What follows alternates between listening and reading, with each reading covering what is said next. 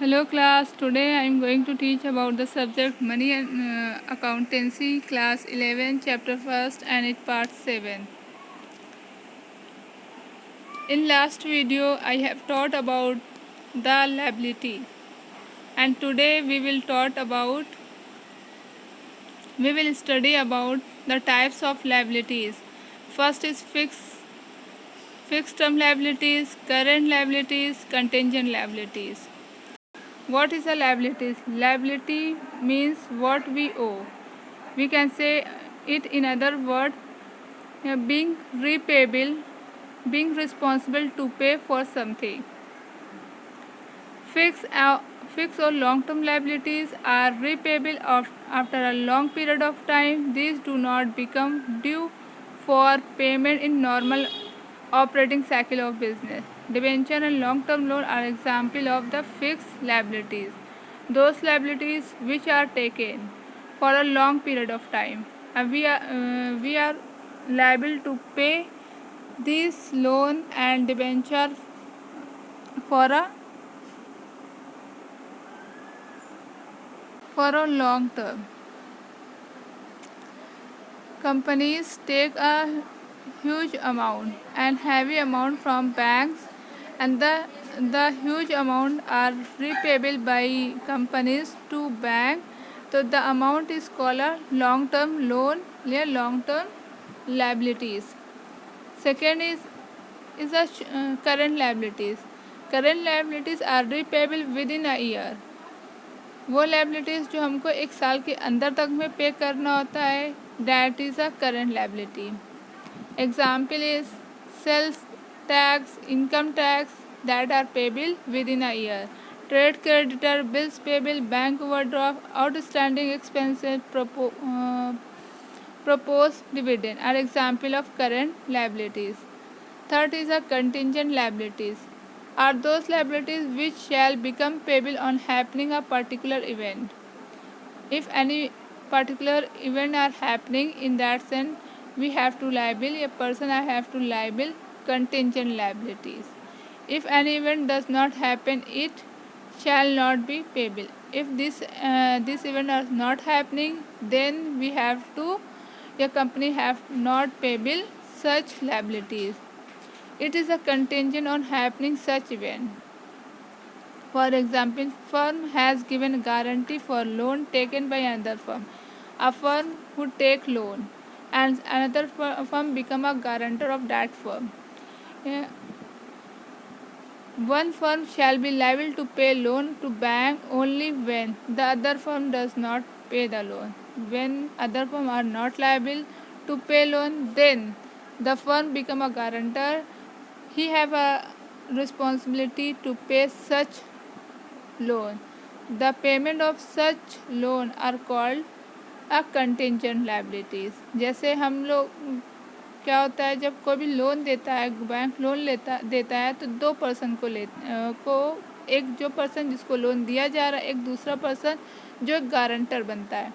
अगर जो लेने वाला पर्सन है उसने बैंक को पेमेंट नहीं दिया, तो जो गारंटर है वो लायबिल होगा पेमेंट बैंक को देने के लिए. तो जो गारंटर है उसने वो जो पेमेंट बैंक को देगा, तो उसको कहेंगे, उस पेमेंट्स को, उस चीज़ को कहेंगे कंटिंजेंट लायबिलिटी. जो एक पार्टिकुलर इवेंट हो, किसी एक पार्टिकुलर इवेंट के हैपनिंग पर ही पेमेंट किया जाता है.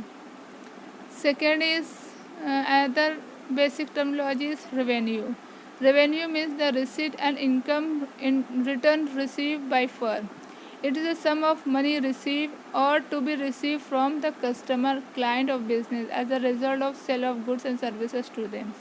कोई पर्सन है, किसी ने अपने गुड्स को सेल किया या सर्विसेज को सेल किया, किसी क्लाइंट को, बिजनेस के या कस्टमर को, जो भी अमाउंट उससे रिसीव हो रहा है after selling of goods and services, and amount जो रिसीव हुआ, उस रिसीव अमाउंट को क्या कहेंगे? Revenue. The receive amount is called revenue. Revenue is the monetary expression of the aggregate of product and service transferred by the enterprise to its customer during a period of time. किसी एक particular period में जो भी amount transfer किया गया है, जो भी सर्विसेज ट्रांसफ़र की गई है, प्रोडक्ट ट्रांसफ़र किया गया है किसी भी एंटरप्राइज को, उसके कस्टमर्स को, तो वो सारी चीज़, वो सबका एग्रीगेट क्या होगा? रेवेन्यू। और revenue always is monetary expression, हमेशा मनी के टर्म में होता है। Revenue increase the capital of owner. Revenue क्या इंक्रीज करता है? ओनर्स की कैपिटल को इंक्रीज करता है। And what example of revenue? Sale of goods, income from rent, dividend, that is come into the revenue. Another point, another basic terminology is expenses. Cost incurred by business in the process of earning revenues are known as expenses. वो सारे cost, वो सारे amount जो कि business में खर्च किए गए हैं, किसके पर्पस के लिए? कि हम रेवेन्यू अर्न करें, तो is known as expenses. And expenses is depreciation, rent, wages, salary, interest, cost of the heater, light and water, telephone, etc. This amount call it expenses. Expenditures: a spending amount or incurring a liability for some benefit, service or property received is called expenditure. Payment of rent, salary, purchase of goods, purchase of machinery, purchase in furniture are the examples of expenditure. It means that वो सारे amount जो हम खर्च कर रहे हैं, वो सारे अमाउंट जो कि खर्च किए गए हैं, जैसे हम payment of rent, we paid rent, and जो रेंट जो प्लेसेस है या रेंट पे जो मशीन लिया है, या रेंट में कोई भी लैंड लिया है, तो उस लैंड से जो हमको प्रॉफिट हो रहा है, उस लैंड में हो सकता है हम प्रोडक्शन कर रहे हैं, उस बिल्डिंग में हो सकता है कुछ ऐसा वर्क हो रहा है जिससे कि हमारे रेवेन्यू जनरेट हो रही, तो all this amount come into the expenditure. Payment of rent, salary, salary पे करने के बाद क्या रिसीव हो रहा है? सर्विसेज, तो वो सर्विसेज से हमें क्या मिल रहा है? कुछ ना कुछ बेनिफिट्स मिल रहे हैं। Purchases of goods, purchase of machinery, furniture are the example of expenditure. Expenditure are two types. One is a revenue expenditure, second is a capital expenditure. वो एक्सपेंडिचर जो एक साल के लिए, वो अमाउंट जो हम एक साल के लिए खर्च करें और एक साल में उसका बेनिफिट हमको मिला, that come into the revenue expenditures. और वो सारे अमाउंट्स जो हम वो सारे एक्सपेंडिचर्स जो हम एक साल से ज़्यादा के लिए, जैसे परचेज ऑफ मशीनरी, कोई मशीन परचेज़ किया, अब मशीन परचेज़ करने के बाद प्रोडक्शन हुआ, प्रोडक्शन से प्रॉफिट हुआ, तो that come into the capital expenditure जो लॉन्ग टर्म के लिए होता है. Another point is a drawing. Withdrawal of money and goods by the owner from the business for personal use is known as drawing. Drawing reduce the investment of owner. जब कोई भी person withdraw करता है money को, the money is kept for the use of business purpose and the goods are used for the business person. The money and those goods are used for personal purpose. It is known as drawing.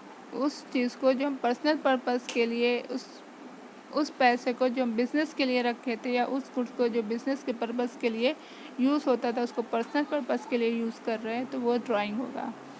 Drawing reduce the investment of owner के investment को reduce करता है. The second another basic term is purchases. Purchases are a total amount of goods procured by business on credit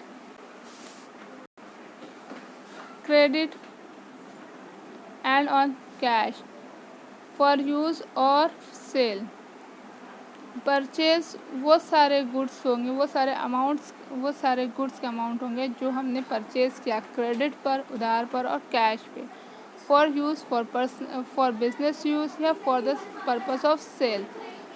तो वो सारी चीज़ purchases में आ जाएगा. अगर हम इसको हर एक कॉन्सेप्ट में, परचेज का कॉन्सेप्ट अलग, अगर इंटर ट्रेडिंग कंसर्न में देखते, purchase are made for merchandise for resale with a without process. Trading concern में क्या होता है, कोई भी परचेज हमने खरीद, कोई भी प्रोडक्ट हमने खरीदा, कुछ भी चीज़ हमने परचेज किया तो वो रीसेल करने के लिए हो सकता है।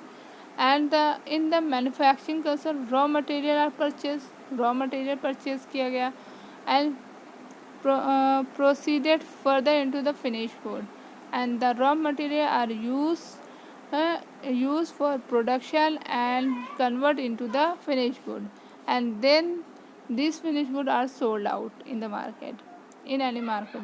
Purchase may be a cash purchase and credit purchase. Cash में भी हम खरीदते हैं परचेजेस को, और क्रेडिट परचेजेस भी होते हैं। तो purchase, drawing, expenditure, expense, revenue, asset, liability, capital, all these are the basic terminology of accounting, and some other basic terminology we will discuss another part of video. Thank you.